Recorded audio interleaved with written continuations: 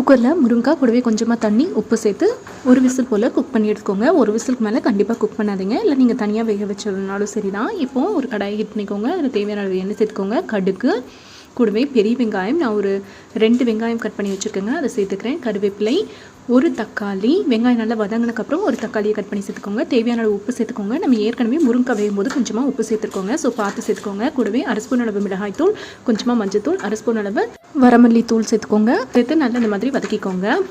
இது கூடவே நம்ம வேக வச்சுருக்கிற முருங்கைக்காவை சேர்த்துக்கலாம். அந்த தண்ணியோடையே சேர்த்துக்கோங்க. இப்போ நல்லா கலந்து விட்டுட்டு இது குக் ஆகிற வரைக்கும் நம்ம ஒரு மசாலாவை ரெடி பண்ணிடலாம். அதுக்கு சின்ன வெங்காயம், தேங்காய், ஜீரகம், பூண்டு, ஒரு 1/4 ஸ்பூன் அளவு சோம்பு, 2 வரமிளகா சேர்த்து நல்லா கொரகொரப்பும் இல்லாமல் ரொம்ப நைஸாகவும் இல்லாமல் அரைச்சிக்கோங்க. இப்போ முருங்கை நல்லா வெந்து வந்துருச்சுங்க. இப்போ நம்ம ரெடி பண்ணி வச்சுருக்கிற மசாலாவை சேர்த்து நல்லா கலந்து விட்டுக்கோங்க. லோ ஃப்ளேமில் வச்சுக்கோங்க. இப்போது நல்ல கிரேவி கன்சிஸ்டன்சி வந்த உடனே ஸ்டவ்வை ஆஃப் பண்ணிகிட்டே இருக்குன்னா சூப்பரான முருங்கைக்காய் கறி ரெடி. இந்த ரெசிபியை கண்டிப்பாக ஒரு தடவை ட்ரை பண்ணுங்கள்.